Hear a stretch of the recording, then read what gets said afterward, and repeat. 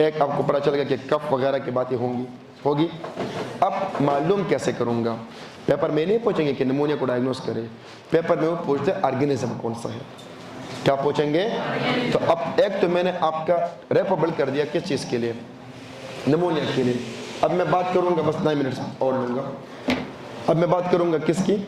Organism की। तो organism को पिक करना है। ऑर्गेनिज्म को पिक करने का तरीका क्या है? How you are going to pick organism. अब बड़ा सिंपल सा तरीका है, वो लाजमी जिक्र करेंगे किसी न किसी रिस्क फैक्टर की, किसी न किसी रिस्क फैक्टर। अब रिस्क फैक्टर का कैसे पता चलेगा? तो लिख लो एक MCQ ताकि चीज़ें क्लियर हो जाए। Write an MCQ।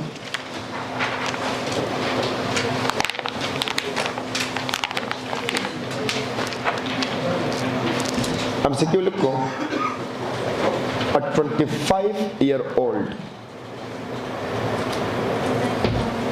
a 25, बल्कि एक काम कर लो, लेट्स सेव द टाइम। आप एक काम करें, आप पेज टर्न करो और ऊपर लिखा होगा इन्वेस्टिगेशंस लिखे हुए। What is the first line investigation in pneumonia? अगर पेपर में सवाल आए, first line chest X-ray will be the first line. Clear हो गया? फिर CBC करेंगे तो WBC, और इन्फ्लेमेटरी मार्कर CRP ESR ज़्यादा। फिर what is the most specific investigation? Sputum culture and sensitivity. Sputum culture and sensitivity लिखा हुआ है, और प्लीज़ नोट करें, sputum culture and sensitivity is the investigation of choice. लेकिन अगर लिखा हो एटिपिकल निमोनिया, कौन सा? तो फिर investigation of choice will be serology. फिर क्या चूज करोगे? सीरोलॉजी। ए टिपिकल निमोनिया, ए टिपिकल निमोनिया, फिर क्या चूज करोगे? सीरोलॉजी। Serology easy. अब अगर यहाँ तक कॉन्सेप्ट बिल्डअप हो चुका है ना, ट्रस्ट मी, अब ये चीज़ मैं आपके लिए बहुत आसान करने वाला हूँ। अब मैं एक एक ऑर्गेनिज्म की बात करूँगा, एक एक ऑर्गेनिज्म। सबसे पहले बात किसकी करेंगे? निमोकॉकस की। लिखा हुआ है। अब निमोकॉकस में ऑर्गेनिज्म कौन है? Streptococcus pneumoniae, also known as. और ये कौन सा ऑर्गेनिज्म है? Gram positive cocci. ना रिस्क फैक्टर पे फोकस कर लो, काम खत्म हो जाएगा। मेन रिस्क फैक्टर जो एक याद रखना है, एस्प्लेनिक पेशेंट। क्या मतलब एस्प्लेनिक पेशेंट? जिसमें स्प्लेन नहीं है, एंड यहाँ पे बेहतर मौका है रिकॉल करने का। अगर स्प्लेन नहीं है तो शिन, याद है शिन? तो शिन में एस से क्या आता है? और अल्लाह के बंदों, अगर वो, मैं आपको हिंट्स दे रहा हूँ, बाकी चॉइस आपकी है। स्ट्रेप्टोकॉकस निमोनिया ये किन लोगों पे अटैक करने वाला? जिनमें स्प्लीन। अब मैं आसान और कर दूं, और आसान कर दूं। अगर वो कह दे कम्युनिटी एक्वायर्ड है, कौन सा? Point number 1। दूसरा वो कह दे लोबार पैटर्न है, कौन सा पैटर्न? लोबार पैटर्न है। तीसरा वो कह दे कि टिपिकल फीचर्स है, कौन से फीचर्स? टिपिकल फीचर्स है। चौथा वो कह दे स्प्लीन नहीं है, क्या नहीं है? स्प्लीन नहीं है। और पांचवा वो कह दे जो स्पूटम निकल रहा है वो स्पूटम है रेड रस्टी, जंग लगा, red rusty, red rust sputum. ये बात आ गई, एंड ऑफ डिस्कशन। ऑर्गेनिज्म कौन सा होगा? Streptococcus pneumoniae, streptococcus pneumoniae. आसान हो गया। तो अब इन सब बातों में से बस एक ही पॉइंट था, and that is a splenic pattern patient, और दूसरा स्पूटम का रंग red rusty, red rusty. Is that clear? Red rusty. फिर दूसरा सेम चीज जिसमें आपको तंग करने वाले, अब देख लो, सेम चीज जिसमें आपको तंग करने वाले, मैं पूरा बोर्ड पढ़ देता हूँ, डोंट वरी। एक और फिर से कहेंगे कि कम्युनिटी से आए हैं, कहाँ से? फिर वो कहेंगे लोबार पैटर्न है, कौन सा पैटर्न? Lobar pattern. फिर से वो कहेंगे टिपिकल फीचर्स है, और फिर से वो कह सकते हैं एस्प्लेनिक है, क्या है? ए स्प्लेनिक पेशेंट, ए स्प्लेनिक पेशेंट। लेकिन उस स्पूटम के रंग पे बात नहीं कर रहे हैं, स्पूटम के कलर पे कोई बात। और दूसरा वो आपको ये कह दे कि जो स्पूटम आया है और उसमें हमने कल्चर किया, कल्चर में ऑर्गेनिज्म आ चुका है Gram negative, Gram negative rod. कौन आया है? और इधर वो जिक्र करें कि स्पूटम में आ चुका है ग्राम पॉजिटिव कॉक्साई। ये जो बैक्टीरिया था ये कौन सा था? और ये जो बैक्टीरिया है तो माय डियर एस्प्लेनिक पेशेंट में दूसरा ऑर्गेनिज्म HI है, हेमोफिलस इन्फ्लुएंजा। फिर क्या चूज करोगे? Haemophilus influenza. लेकिन वो इसका नहीं पूछते, वो इसका पूछते हैं क्योंकि स्ट्रेप्टोकोकस निमोनिया एक कॉमन है। अब बताओ, lobar pneumonia, community acquired pneumonia, asplenic patient organism streptococcus pneumonia है, स्ट्रेप्टोकोकस निमोनिया है। सुन लिया? अब जरा यहाँ पे ये MCQ पढ़ लो मेरे साथ। इस पूरी चीज़ को पढ़ने की कतई ज़रूरत अब नहीं है, इसकी भी ज़रूरत नहीं है। No need. ये किधर गया? Page number 40-41। नो नीड, ये यही है, बस यही है, ठीक है।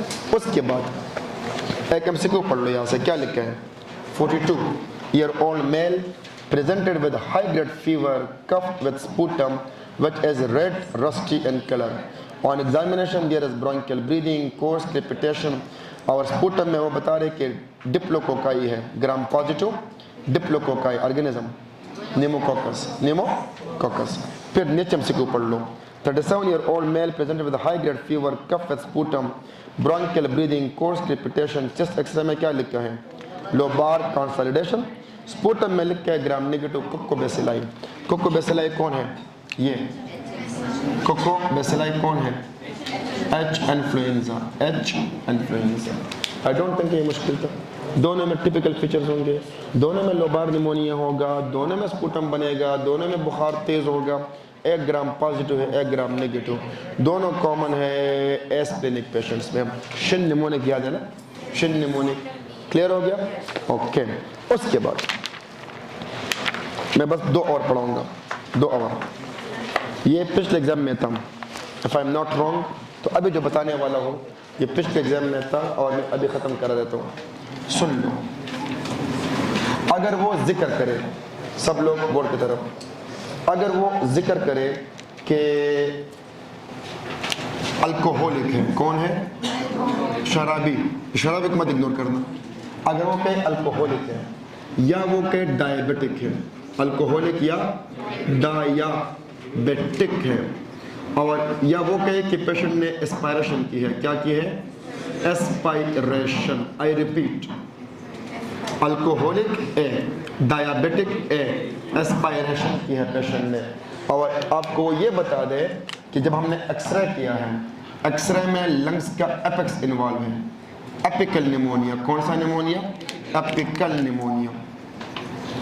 एपिकल नेक्रोटाइजिंग निमोनिया है, एपिकल नेक्रोटाइजिंग निमोनिया है, apical necrotizing pneumonia. Aspiration, diabetic, alcoholic, apical, सब चीज़ें ए में जा रही है। और फिर स्पूटम, ये पिछले पेपर में था। स्पूटम में लिखा है कुरेंट जेली कलर का, कुरेंट जेली स्पूटम।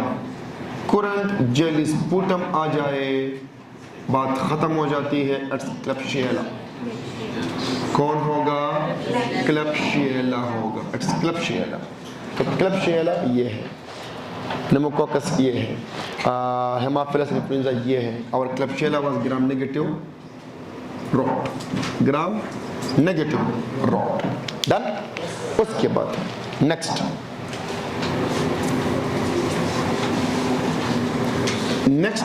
वो ये कह दे कि जो पेशेंट है, ये पेशेंट वेंटिलेटर पे है। किस पे? वेंटिलेटर पे।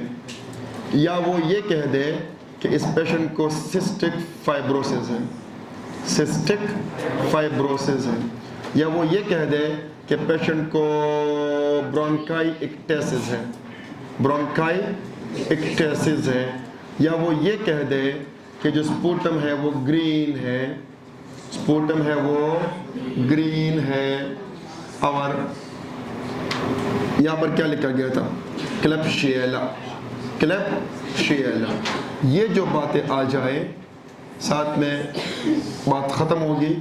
The pneumonia is caused by Pseudomonas, Pseudomonas जो कि ग्राम नेगेटिव बैक्टीरिया है, ग्राम नेगेटिव। तो ये इस तरह आप इनको अप्रोच करते हो कि पूछा क्या गया है उनसे। बाकी तो निमोनिया की वजह आप पिक कर लोगे। उसके बाद एक और चीज़, अगर वो कहे कि ये बंदा जो है ये आई